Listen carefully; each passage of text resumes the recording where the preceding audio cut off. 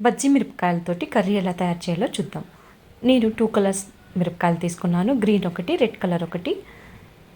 ముందుగా ఇలా మిర్చిని కట్ చేసి పెట్టుకోవాలి. తర్వాత 2 స్పూన్స్ ఆయిల్ వేసేసి పోపు దినుసులన్నీ యాడ్ చేద్దాం. చూడడానికి చాలా కలర్ఫుల్గా ఉంది కదా, అందుకని 2 కలర్స్ తీసుకున్నాను. నాకు ఇవి చూడంగానే కొనేయాలనిపించింది, అంత బాగున్నాయి మిరపకాయలు అయితే, ఫ్రెష్గా ఉన్నాయి. తిరువాత వేసేసుకొని ఆవాలు, జీలకర్ర, శనగబాయలు, మినపప్పు అన్నీ కలిపి తిరువాత వేసేసుకొని కొంచెం ఇంగువ యాడ్ చేసి తర్వాత ఈ మిర్చిని కూడా దీంట్లో యాడ్ చేద్దాం.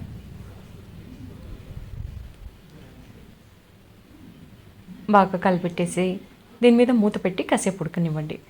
మధ్య మధ్యలో తీసి కలబడుతూ ఉండండి, లేదంటే మాడిపోతుంది. అందుకని మధ్య మధ్యలో తీసి కలబడుతూ ఉండండి. మసాలా కోసం 2 స్పూన్ల నువ్వులు, 1 స్పూన్ కారం, కొంచెం పచ్చి కొబ్బరి, కొన్ని వేసిన పప్పు, 1 పిడికెడు పుట్నాల పప్పు, ఇవన్నీ కలిపి మనం మిక్సీ పట్టుకుందాం. వేసిన పప్పుని వేగించి పెట్టుకోవాలి. ఇవి మిక్సీ పట్టుకొని మెత్తగా పొడి చేసుకోవాలి. ఈ మిర్చి బాగా వేగాక ఈ పొడిని మనం దీంట్లో యాడ్ చేసేసి 1 మినిట్ కలిపేసి ఆపేయచ్చు. సరిపడినంత ఉప్పు యాడ్ చేయండి. చాలా టేస్టీగా ఉంటుంది ఈ కర్రీ, ఒకసారి ట్రై చేసి చూడండి.